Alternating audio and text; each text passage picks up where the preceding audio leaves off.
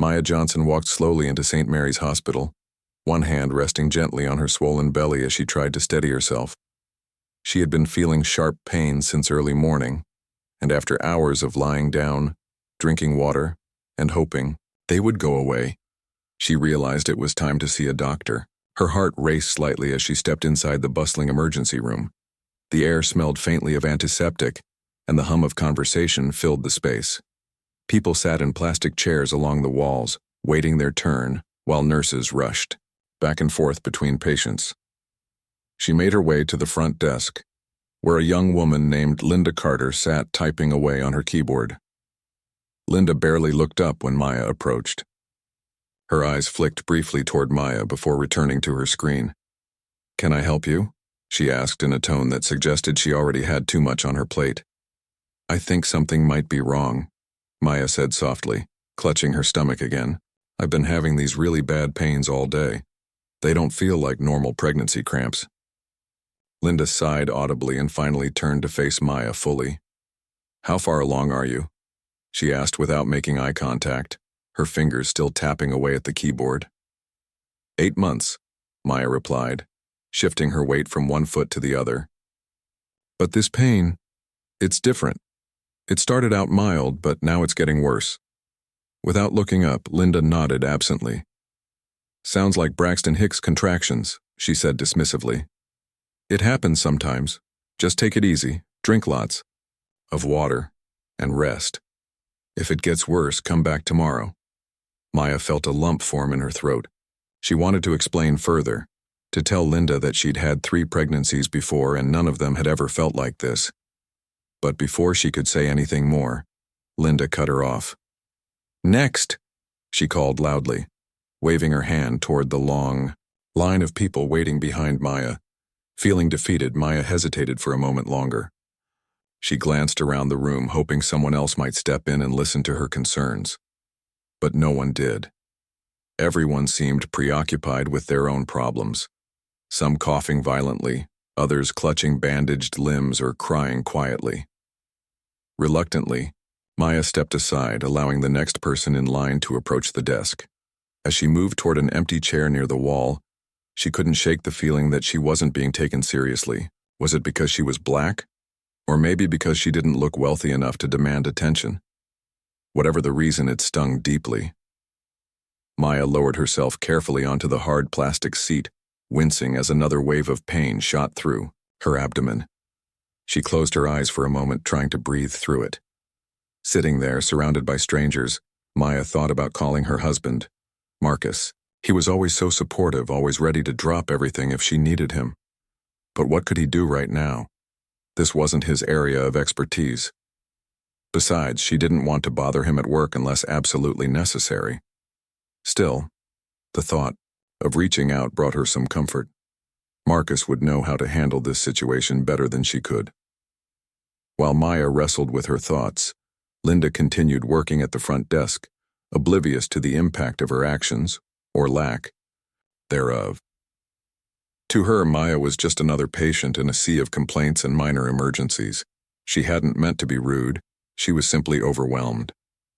Between answering phones, updating records, and managing the constant flow of people coming in and out, she barely had time to think, let alone provide personalized care to each individual. But what Linda failed to realize was that every single person walking through those doors came with their own unique story, their own fears and struggles. Maya wasn't just a nameless face in the crowd. She was a mother-to-be, scared and vulnerable, seeking reassurance that everything would be okay. And yet, instead of receiving compassion, she'd been brushed aside like an inconvenience. An hour passed, and Maya's pain showed no signs of easing. In fact, it seemed to grow stronger with each passing minute. Desperate for relief, she decided to leave the hospital and head home. Maybe Marcus could drive her somewhere else later if things didn't improve. As she stood up to leave, she caught sight of herself in a reflective surface on the wall. Dark circles underlined her tired eyes, and her usually radiant complexion appeared pale and drawn.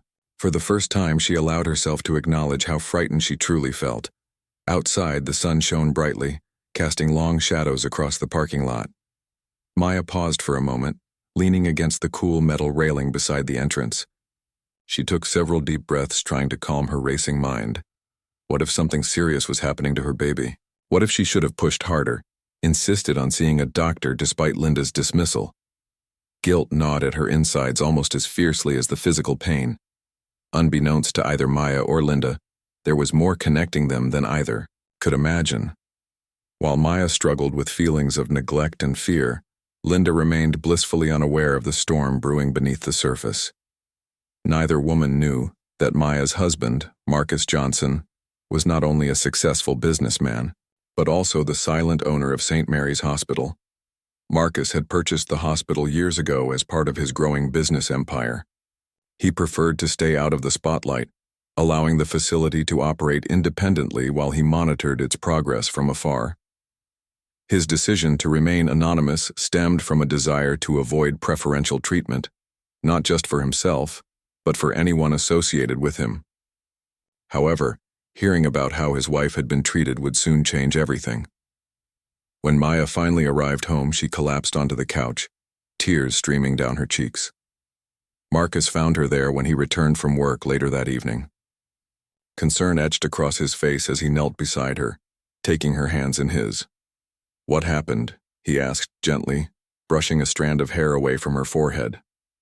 Through sobs, Maya recounted her experience at the hospital, the dismissive attitude of the nurse, the unbearable pain, and the overwhelming sense of helplessness she'd felt. Each word landed like a blow to Marcus's chest. How dare anyone treat his wife that way, especially in a place meant to heal and protect? "We'll fix this," Marcus promised, pulling her close. "No one deserves to be treated like that. Not you, not anyone." Though Maya appreciated his determination, she urged caution. "Let's handle this carefully," she whispered, though her voice carried a hint of steel. Justice mattered, but so did fairness. Little did they know, the events of that day would set off a chain reaction neither of them could have anticipated, a reckoning not only for Linda, but for the entire hospital system. The next morning, Marcus Johnson arrived at St. Mary's Hospital with a purpose that burned deep within him. Dressed impeccably in a tailored navy blue suit, he exuded confidence as he strode through the hospital's main entrance. His presence commanded attention, but what truly set him apart was the quiet intensity in his eyes. This wasn't just about Maya anymore. It was about accountability, fairness, and ensuring no one else suffered the same neglect she had endured. Marcus made his way to the administration office, where Robert Hayes, the hospital director, greeted him with a mix of curiosity and apprehension. "Mr. Johnson," Robert said, extending his hand. "To what do we owe this unexpected visit?" Marcus shook his hand firmly before responding. "I think you know why I'm here," he said calmly, though there was an edge to his voice. "Let's talk." Robert led Marcus into a private conference room where they sat down across from each other. For several minutes, Marcus explained his concerns without revealing his personal connection to the situation. Instead, he framed it as part of a broader issue affecting minority patients at the hospital. He cited recent complaints filed by others, who felt dismissed or mistreated based on their race or socioeconomic status. "This isn't just bad customer service, it's unethical," Marcus stated firmly. "And if we don't address these problems now, they'll only get worse." Robert nodded slowly, clearly uncomfortable but unable to deny the validity of Marcus's points. "We take patient care very seriously," he replied cautiously. "But I admit, there may be areas where we can improve." "Good," Marcus said, leaning forward slightly. "Because I want action, not excuses. Starting today, I expect a full review of our policies, especially in the ER department, and I need transparency throughout the process." Word of Marcus's arrival spread quickly among the hospital staff. By mid-morning, whispers echoed through the hallways.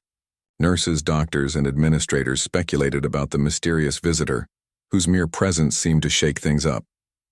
Linda Carter overheard fragments of conversations while working at the front desk. At first, she dismissed them as idle gossip, but when someone mentioned an impromptu meeting being called later that day, her stomach churned with unease. "What's going on?" she asked a colleague nervously during a brief lull in activity. "I heard some bigwig showed up demanding answers about patient care," the colleague replied with a shrug. Apparently, he owns the place. Linda froze, her mind racing. Could this have anything to do with yesterday?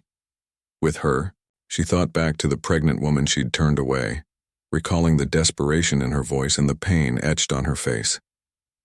Had she made a mistake? No, it couldn't be. There were always difficult decisions to make in the ER. Surely, this was just coincidence. Despite her attempts to reassure herself, doubt lingered. When the announcement came over the intercom calling all ER staff to the conference room for an emergency meeting, Linda's anxiety skyrocketed. She followed, the others reluctantly, her palms sweaty and her heart pounding in her chest. Inside the conference room, the tension was palpable. Staff members filled the seats around the large table, while those who couldn't find chairs stood against the walls. Marcus stood at the head of the table, flanked by Robert and 2 members of the hospital's legal team. As everyone settled in, Marcus began speaking. "Thank you all for coming," he said, his voice steady and authoritative. "As some of you may know, I am the owner of St. Mary's Hospital. While I've chosen to remain anonymous until now, recent events have compelled me to step forward and address serious issues regarding patient care." He paused, letting his words sink in before continuing. "Over the past year, we've received numerous complaints from minority patients alleging neglect and bias. These claims cannot and will not be ignored. We owe it to our community to provide equitable treatment for everyone who walks through our doors." Linda shifted uncomfortably in her seat as Marcus spoke. She glanced around the room, noticing how intently her colleagues were listening. Some nodded in agreement, while others looked uneasy. A few avoided eye contact altogether, perhaps fearing scrutiny themselves. "To start, we'll conduct a thorough investigation into these allegations," Marcus continued. "This includes reviewing security footage, interviewing staff and patients, and examining medical records. Anyone found guilty of misconduct will face appropriate consequences." His gaze swept across the room, landing briefly on Linda. Though fleeting, the moment felt like an eternity to her. Her throat tightened, and she forced herself to look down at the table, avoiding his piercing stare. After the meeting ended, the investigation began immediately. Teams of auditors combed through files searching for patterns of discrimination or negligence. Meanwhile, interviews were conducted with both current and former employees. It didn't take long for Linda's name to surface repeatedly in connection with patient complaints. When investigators reviewed the security footage from the previous day, they saw exactly what had transpired between Linda and Maya. The video captured every dismissive gesture, every impatient sigh, and every ignored plea for help. Armed with this evidence, they called Linda in for questioning. Sitting across from 2 stern-faced investigators in a small windowless room, Linda struggled to explain herself. I didn't mean any harm," she stammered, wringing her hands together.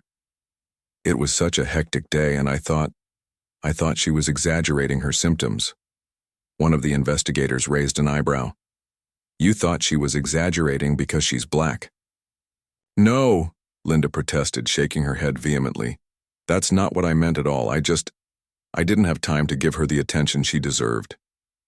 "But you did have time to assist other patients after her, correct?" The investigator pressed. "Patients who weren't minorities?" Linda opened her mouth to respond, then closed it again. She realized there was no good answer. Whatever her intentions, the disparity in her actions spoke louder than any excuse she could offer. As news of the investigation spread, the hospital buzzed with speculation. Some staff members defended Linda, arguing that she was simply overwhelmed by the workload. Others criticized her behavior, pointing out that prioritizing certain patients over others based on implicit biases was unacceptable in any healthcare setting. For Linda, the days that followed were agonizing. She replayed the encounter with Maya over and over in her mind, second-guessing every decision she'd made. Had she been too quick to judge? Too eager to move on to the next task? The guilt weighed heavily on her shoulders, making it hard to focus on anything else. Meanwhile, Marcus remained actively involved in overseeing the investigation. He met regularly with Robert and the legal team to discuss findings and strategize next steps. Though he hadn't revealed his personal stake in the matter, his resolve never wavered. He knew that systemic change required more than punishing individual offenders. It demanded a cultural shift within the organization itself. In addition to disciplinary measures, Marcus proposed implementing new training programs focused on cultural sensitivity and patient advocacy. He also suggested hiring additional staff from underrepresented communities to foster diversity and inclusion. These initiatives would require significant investment, but Marcus believed they were essential for rebuilding trust with the community. Back at home, Maya watched the unfolding drama with mixed emotions. On one hand, she was relieved to see action being taken. On the other, she couldn't help but feel frustrated that it took ownership ties to spark meaningful change. Still, she appreciated Marcus's efforts to handle the situation thoughtfully and fairly.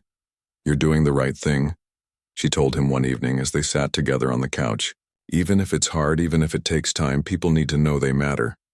Marcus nodded, reaching for her hand. "That's all I want, for everyone to feel valued and respected, especially you." Maya smiled softly, placing a hand on her belly. Despite everything, she remained hopeful. Hopeful that the hospital would learn from its mistakes. Hopeful that Linda, or anyone else, wouldn't repeat them. And most importantly, hopeful that her baby would enter a world striving to be better than the one she currently lived in. As the investigation into St. Mary's Hospital continued, Maya found herself caught between relief and frustration. On one hand, she was glad that action was finally being taken to address the neglect she had experienced. On the other hand, she couldn't shake the feeling that it shouldn't have required her husband's ownership of the hospital to make people listen. She often wondered how many others like her, women who didn't have powerful connections, had been ignored or mistreated without recourse. At home, Maya tried to focus on staying calm for the sake of her baby. But the sharp pains she'd felt earlier still lingered, though they were less frequent now. Marcus noticed her discomfort whenever she winced or shifted awkwardly on the couch. Each time he would pause whatever he was doing and ask if she needed anything. His concern was genuine, but Maya could tell he was also distracted by everything happening at the hospital. "Are you sure you're okay?" Marcus asked one evening as he sat down beside her. "You've been quieter than usual." Maya sighed, leaning back against the cushions. "I'm fine," she said softly, though her tone betrayed uncertainty. "It's just, I can't stop thinking about all of this, about what happened at the hospital." Marcus nodded, reaching for her hand. "I know it's not easy," he said, "but we're going to make sure no one else has to go through what you did. That's why I'm pushing so hard for these changes." Maya appreciated his determination, but part of her worried about how far he might take things. "Just be careful, okay?" she said after a moment. "I don't want anyone losing their job unfairly. Even Linda." Marcus frowned slightly. "You're defending her after everything?" "No," Maya replied quickly. "Not exactly. I just think punishing her isn't enough. What good does it do if nothing changes? If people keep acting the same way because they don't understand why it's wrong?" Her words gave Marcus pause. He hadn't considered forgiveness as part of the solution. At least not yet. To him, accountability was key. But Maya's perspective made sense. Punishing individuals without addressing the root cause of their behavior wouldn't lead to lasting change. Over the next few days, Marcus threw himself into planning reforms for the hospital. He worked closely with Robert Hayes and the legal team to draft new policies aimed at improving patient care. These included mandatory training sessions on cultural sensitivity, stricter guidelines for handling complaints, and increased oversight of ER staff interactions with patients. In addition to policy changes, Marcus decided to create a patient advocacy committee. Its purpose would be to provide a safe space for patients to voice concerns and ensure those concerns were addressed promptly. Members of the committee would include representatives from diverse backgrounds, including former patients, community, leaders, and healthcare professionals committed to equity. While Marcus focused on systemic improvements, Linda faced the consequences of her actions. After reviewing the evidence against her, the disciplinary board concluded that her treatment of Maya constituted professional misconduct. Though suspension was considered too harsh given her otherwise clean record, she was placed on probation and required to undergo extensive retraining on patient care and cultural competence. Linda accepted the decision reluctantly, knowing she had little choice. Deep down, however, she struggled with guilt. For the first time, she began to reflect on her biases she hadn't even realized she possessed. Was it possible that she had treated Maya differently because of her race or appearance? The thought unsettled her, forcing her to confront uncomfortable truths about herself.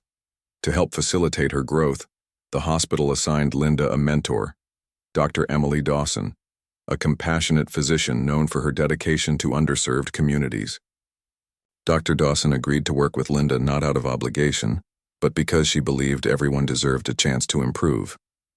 Over the coming weeks, the two met regularly to discuss best practices for patient care and strategies for overcoming implicit bias. "You're not here to be punished," Dr. Dawson told Linda during their first session. "You're here to learn, and learning starts with listening." Linda nodded, though she still felt defensive. "I never meant to hurt anyone," she said quietly. "I was just trying to manage my workload." Dr. Dawson smiled gently. "I believe you, but intentions aren't enough. We need to look at outcomes, and when someone feels dismissed or neglected, that's a problem we have to fix." As Linda embarked on her journey of self-reflection, Maya returned to St. Mary's Hospital for a follow-up appointment.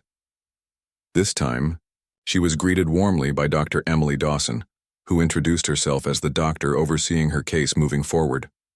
Unlike her previous visit, Maya immediately felt seen and heard. "Tell me everything," Dr. Dawson said kindly, pulling up a chair beside Maya. "How are you feeling? Any pain, cramping?" Maya hesitated for a moment, then opened up about her ongoing symptoms and lingering fears. Dr. Dawson listened attentively, asking thoughtful questions and offering reassurance when needed.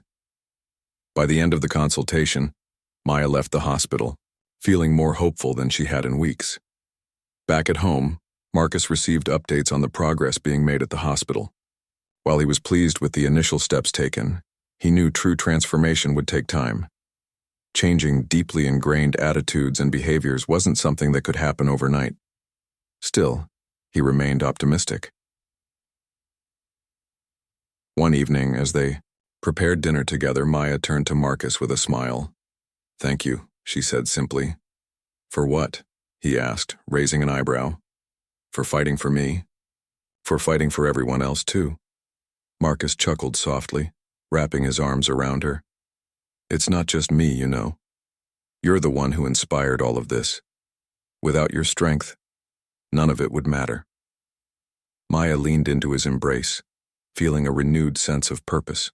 Despite the challenges they'd faced, she knew they were making a difference, not just for themselves, but for countless others who relied on places like St. Mary's for care. As the weeks passed, the hospital began implementing its new initiatives. Training sessions were held for staff, emphasizing the importance of treating every patient with dignity and respect. Posters promoting inclusivity lined the walls, reminding employees of their responsibility to foster a welcoming environment.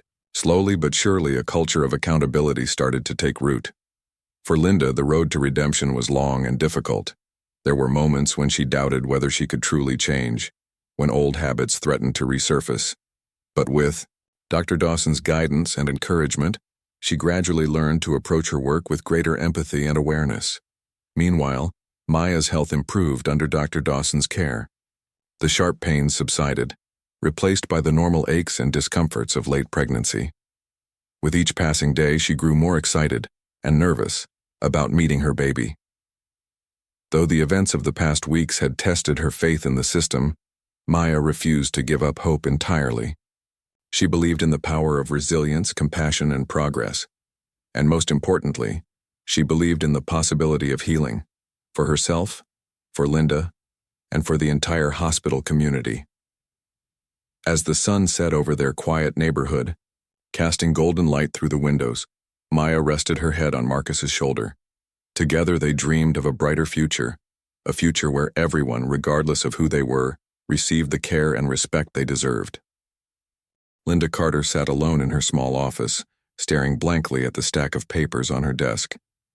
It had been weeks since the disciplinary hearing, but the weight of what had happened still pressed heavily on her shoulders. She replayed the events, over and over in her mind. The dismissive way she'd treated Maya Johnson, the sharp tone she'd used, the careless assumption that Maya's pain wasn't serious. Each memory felt like a fresh wound, reopening feelings of guilt and shame. At first, Linda had tried to justify her actions. She told herself she was just doing her job, managing an overwhelming workload in a chaotic environment. But deep down, she knew there was more to it than that. Dr. Emily Dawson's words echoed in her mind. Intentions aren't enough. No matter how busy she had been, no matter how many patients were waiting, none of it excused the way she'd treated Maya, or anyone else who might have been overlooked because of implicit biases she hadn't even realized she carried. The retraining sessions were difficult for Linda. They forced her to confront uncomfortable truths about herself and the healthcare system as a whole. During one session, participants were asked to share examples of times they felt they hadn't provided adequate care. When it was Linda's turn, she hesitated, her throat tightening as tears welled up in her eyes. Finally, she spoke softly, recounting her interaction with Maya. "I didn't mean to hurt her," Linda admitted, her voice trembling. "But I did. And now I can't stop thinking about how scared she must have felt, how dismissed and invisible." Her honesty surprised, even herself. For so long, she'd pushed aside any doubts or regrets, convincing herself that mistakes were inevitable in such a high-pressure job. But admitting them out loud made them real. It forced her to take responsibility, not just for Maya's experience, but for every patient she might have failed without realizing it. Dr. Dawson listened attentively, nodding gently.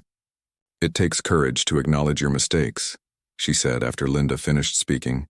"Now comes the hard part, using this awareness to do better." Over time, Linda began to make changes, not just in how she interacted with patients, but in how she viewed her role as a nurse. She started paying closer attention to body language, tone of voice, and subtle cues that might indicate someone was struggling. She reminded herself daily that behind every name on a chart was a person, with fears, hopes, and needs. Slowly, she noticed shifts, not only in her own behavior but in how patients responded to her. Some thanked her for listening, others simply smiled, their gratitude unspoken but clear. While Linda worked on personal growth, Marcus Johnson continued pushing for broader reforms at St. Mary's Hospital. His efforts extended beyond policy changes and training programs. He wanted to create a culture where compassion and inclusivity were priorities, not afterthoughts. To achieve this, he introduced weekly team meetings where staff could discuss challenges, successes, and areas for improvement. These gatherings weren't mandatory, but attendance grew steadily as employees recognized their value. One evening, during one of these meetings, a young nurse named Rachel spoke up about a recent incident involving a Spanish-speaking patient. "I don't speak much Spanish," Rachel admitted, "and we didn't have a translator available right away. I could tell the patient was frustrated, maybe even scared, but I didn't know how to help." Marcus nodded thoughtfully. "That's exactly why we're here, to talk about these moments and figure out how to handle them better next time. What do you think we could improve?" The group brainstormed ideas ranging from hiring bilingual staff to providing language courses for existing employees. By the end of the meeting, Rachel looked relieved and inspired. "Thanks for letting me share," she said. "I feel like I have tools now to do better." These small victories fueled Marcus's determination. He knew systemic change wouldn't happen overnight, but each step forward brought them closer to a hospital that truly served everyone equally. Still, he couldn't ignore the lingering question: would his efforts be enough? Or would old habits creep back once the initial push for reform faded? Maya, meanwhile, focused on preparing for the arrival of her baby. With Dr. Emily Dawson's guidance, her health stabilized, and the sharp pains subsided completely. Regular, Checkups revealed that both she and the baby were thriving, easing some of Maya's anxiety.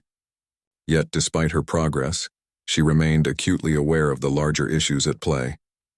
One afternoon, while sitting in the waiting room before an appointment, Maya struck up a conversation with another expectant mother, a Latina woman named Sophia. As they chatted, Sophia shared her own struggles navigating the healthcare system. "Sometimes I feel like doctors don't listen to me," Sophia confessed, "like they assume I'm exaggerating my symptoms because of stereotypes." Maya nodded, sympathetically. "I've been there," she said. "It's frustrating, but things are starting to change, at least here. People are working hard to make sure everyone gets treated fairly." Sophia smiled faintly. "That gives me hope." Their brief exchange reinforced Maya's belief in the importance of advocacy. While she appreciated the improvements at St. Mary's, she knew the fight for equitable healthcare extended far beyond one hospital. Inspired, she began researching organizations dedicated to addressing racial disparities in medicine. She wanted to contribute in whatever way she could, whether through volunteering, fundraising, or sharing her story to raise awareness. As the weeks passed, Maya and Marcus found themselves reflecting on everything they'd experienced. One evening, as they sat together on the couch, Marcus turned to Maya with a thoughtful expression. "Do you ever wonder if we're doing enough?" he asked. Maya tilted her head, considering his question. "What do you mean?" "I mean, we've made progress at the hospital, but is it sustainable? Are we tackling the root causes or just putting band-aids on bigger problems?" Maya reached for his hand, squeezing it gently. "Change doesn't happen all at once," she said. "We're planting seeds. Some will grow quickly, others might take years. But as long as we keep going, that's what matters." Her words reassured him, reminding him that perfection wasn't the goal. Progress was. Together they discussed ways to expand their impact, from supporting community health initiatives to mentoring young professionals entering the medical field. Their conversations filled them with renewed energy and purpose. Back at the hospital, signs of transformation became increasingly evident. Patients reported feeling more respected and heard, while staff expressed appreciation for the new emphasis on empathy and accountability. Even Linda noticed a shift, not just in herself but in those around her. Colleagues who once brushed off complaints now took the time to address concerns thoroughly. Small gestures, like offering a reassuring smile or taking an extra moment to explain a procedure, made a world of difference. Despite these advancements, challenges remained. Not everyone embraced the changes enthusiastically. Some staff members grumbled about the additional training requirements, viewing them as unnecessary burdens. Others resisted adapting to new protocols, clinging to old habits out of convenience or skepticism. Addressing these attitudes required patience and persistence, but Marcus refused to give up. "We're building something stronger than resistance," he told Robert Hayes during one of their regular meetings. "Something rooted in fairness and humanity. It won't always be easy, but it'll be worth it." Robert nodded, though his expression betrayed lingering doubts. "Let's hope so," he said, "for everyone's sake." As the months rolled on, anticipation built within Maya. Her due date approached, bringing excitement mixed with nerves. She and Marcus spent hours preparing the nursery, picking out tiny clothes, and imagining what life would be like with their newborn. Through it all, Maya held on to the lessons she'd learned, that resilience, forgiveness, and compassion were keys to healing not just individuals, but entire communities. Late one night, as she lay in bed rubbing her belly, Maya whispered softly to her unborn child, "You're coming into a world that's still learning how to be kinder, fairer, and more inclusive. But we're working on it. For you and for everyone else." In that quiet moment, surrounded by love and hope, Maya allowed herself to dream of a brighter future. A future where no one would be ignored or dismissed because of who they were. A future where hospitals and society as a whole would prioritize care above all else. And somewhere in the distance, unbeknownst to her, echoes of that same dream resonated in the hearts of countless others striving toward the same vision. The day finally arrived when Maya went into labor. It started early in the morning with mild contractions that gradually grew stronger as the hours passed. By mid-afternoon, she and Marcus were at St. Mary's Hospital, surrounded by a team of doctors and nurses ready to assist with the delivery. This time there was no dismissal, no neglect, only attentive care and reassurance. Dr. Emily Dawson led the team, her calm demeanor putting Maya at ease despite the intensity of the moment. "You're doing great," Dr. Dawson said repeatedly, offering encouragement with every push. Marcus stayed by Maya's side, holding her hand tightly, whispering words of love and strength whenever she needed them most. After several hours of effort, their baby boy was born, a healthy, squirming bundle of joy who let out a loud cry the moment he entered the world. Tears streamed down Maya's face as she held him for the first time, marveling at the tiny life they had created together. Marcus choked up too, overcome with emotion as he looked at his wife and son. "He's perfect," Marcus whispered, brushing a finger gently over the baby's cheek. "Just like you." They named him Elijah, a name that carried deep meaning for both of them. To Maya, it symbolized resilience and hope. To Marcus, it represented new beginnings. As they welcomed Elijah into the world, they couldn't help but reflect on how far they'd come since those difficult days just months earlier. Later that evening, Maya and Marcus hosted a small gathering in their hospital room to celebrate Elijah's arrival. Close friends and family joined them, including Dr. Emily Dawson, who had become not only a trusted caregiver but also a dear ally in their journey toward justice and healing.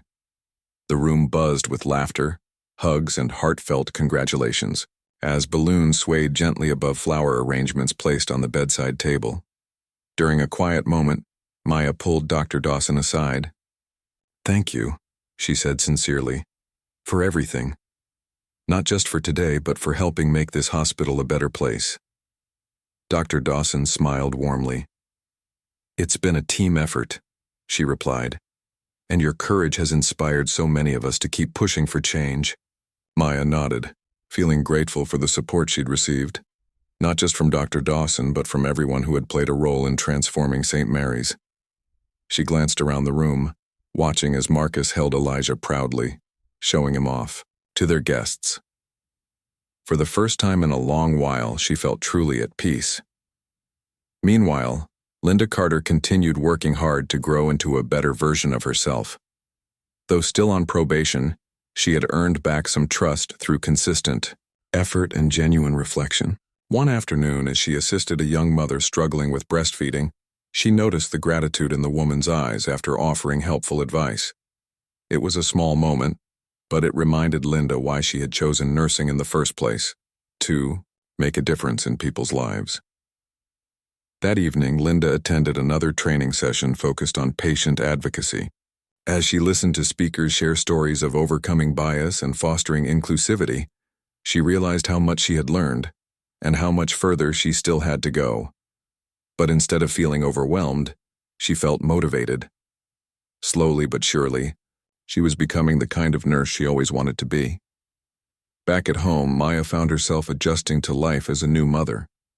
Between feeding schedules, diaper changes, and sleepless nights, it wasn't easy, but every smile from Elijah made it worthwhile. Marcus helped as much as he could, taking turns caring for their son while Maya rested. They worked together as a team, leaning on each other during challenging moments and celebrating every milestone along the way. One evening, as they sat together on the couch with Elijah sleeping soundly in his bassinet nearby, Marcus raised a toast with 2 glasses of sparkling cider. "To resilience," he said, clinking his glass against Maya's. "To compassion, and to progress, for us, for Elijah, and for everyone else fighting for a fairer world." Maya smiled, raising her glass higher. "And to forgiveness," she added softly, "because we all deserve a second chance." Her words lingered in the air, reminding them both of the importance of moving forward with grace. While they couldn't erase the past, they could use it as motivation to create a brighter future, not just for themselves but for others too. At St. Mary's Hospital, the reforms Marcus had championed began bearing fruit. Staff members reported feeling more empowered to speak up about issues affecting patients, knowing their voices would be heard. Patients, in turn, expressed greater satisfaction with their care, citing improvements in communication, empathy, and respect. Even skeptics within the organization started recognizing the value of these changes, contributing to a growing sense of unity and purpose. Marcus remained actively involved in overseeing the hospital's transformation, though he allowed himself to step back slightly now that Elijah required more of his attention. He trusted Robert Hayes and the leadership team to carry the torch, confident that the groundwork they had laid would endure. One day, as he walked through the hospital corridors, Marcus paused outside the ER. He thought back to the day Maya had been turned away, the fear and frustration she had felt, the injustice she had endured. Then he looked around at the bustling staff, the diverse patients being treated with dignity and care. Change was possible, he realized. Imperfect, ongoing, but real. Linda occasionally crossed paths with Marcus during his visits to the hospital. Each time she hesitated briefly before approaching him respectfully. "Thank you for giving me another chance," she said once, her voice steady despite her nerves. "I'm trying. I really am." Marcus studied her for a moment before nodding. "I believe you," he said simply. "Keep going." His response gave Linda renewed determination. She knew she couldn't undo the past, but she could shape the future, one patient, one interaction at a time. As weeks turned into months, Maya took steps toward fulfilling her own dreams of advocacy. She connected with local organizations dedicated to addressing racial disparities in healthcare, attending meetings and volunteering whenever possible. Her story resonated deeply with others, inspiring them to share their experiences and join the fight for equity. One evening, after speaking at a community event, Maya stood chatting with attendees when a familiar face approached her. It was Linda, holding a bouquet of flowers. "I know we didn't get off to a good start," Linda began nervously. "But I wanted to say, I'm sorry. Truly sorry." Maya studied her for a moment before accepting the flowers with a small smile. "Thank you," she said quietly. "I appreciate that." Though forgiveness didn't happen overnight, the encounter marked the beginning of a fragile understanding between them. Both women recognized the power of accountability and growth, not just for themselves but for the broader community. In the end, Maya and Marcus's journey wasn't just about personal healing or institutional reform. It was about something bigger. The belief that even in a flawed system, people could come together to create meaningful change. With Elijah as their guiding light, they vowed to continue advocating for justice, compassion, and equality for everyone. And so, amidst the joys and challenges of parenthood, they carried forward their mission, knowing that every step mattered. Together, they dreamed of a world where no one would ever feel invisible or dismissed again, a world where kindness and fairness prevailed, for Elijah, for themselves, and for generations to come. Months had passed since Elijah's birth, and life for Maya and Marcus settled into a rhythm of love, laughter, and occasional chaos. Raising a baby wasn't easy. There were sleepless nights, unexpected challenges, and moments when patience wore thin, but every smile from Elijah reminded them why it was all worth it. Together, they navigated parenthood as a team, supporting each other through both triumphs and trials. Maya found joy in watching Elijah grow. His first laugh, his tiny fingers grasping hers, the way he lit up whenever Marcus walked into the room. Each moment felt like a miracle. But beyond the everyday joys of motherhood, Maya remained committed to her advocacy work. She believed that raising Elijah in a better world meant continuing to fight for fairness and equality, not just within healthcare but across society. Marcus shared her passion. Though much of his energy went into being a father, he stayed involved in overseeing the ongoing reforms at St. Mary's Hospital. The changes implemented over the past year were beginning to take root, creating a culture of empathy and accountability that extended far beyond what anyone had initially imagined. Staff members embraced the new policies, patients reported feeling more respected, and community trust in the hospital slowly rebuilt. One evening, as Maya rocked Elijah to sleep, she reflected on how far they'd come. Just over a year ago, she had walked out of St. Mary's feeling dismissed and invisible. Now the hospital stood as a testament to what could be achieved when people came together to address injustice. It wasn't perfect. There were still challenges to overcome, but progress was undeniable. The next morning, Maya attended a meeting with a local organization focused on improving maternal health outcomes for women of color. As she sat among fellow advocates sharing stories and brainstorming solutions, she realized how interconnected their struggles were. Every voice mattered, every story contributed to the larger narrative of change. After the meeting, one of the organizers approached Maya with gratitude. "Your story has inspired so many of us," she said. "You've shown that even when things seem impossible, we can make a difference." Maya smiled modestly. "It's not just me," she replied. "Change happens because of all of us working together." Back at home, Marcus listened intently as Maya recounted the day's events. He admired her determination and resilience, qualities that had carried them through difficult times. "You're making such an impact," he told her, wrapping an arm around her shoulders. "I'm so proud of you." Maya leaned into him, feeling a deep sense of fulfillment. "We're doing this for Elijah," she said softly, "so he grows up in a world where everyone is treated fairly." As winter turned to spring, St. Mary's Hospital hosted its annual staff appreciation event, a celebration of teamwork, dedication, and progress. Marcus delivered a speech during the gathering, thanking everyone for their efforts in fostering a more inclusive environment. "This isn't just about fixing problems," he said. "It's about building something lasting, something rooted in compassion and respect." His words resonated deeply with those present, including Linda Carter. Standing near the back of the room, Linda watched as colleagues clapped and cheered. She thought about how far she'd come since that fateful day when Maya had walked into the ER. Back then, she hadn't understood the weight of her actions, or inactions. Now she did. And while she knew she couldn't erase the past, she could continue striving to be better, for herself, for her patients, and for the community she served. Later that evening, Linda approached Marcus after the event. "Thank you for believing in me," she said sincerely.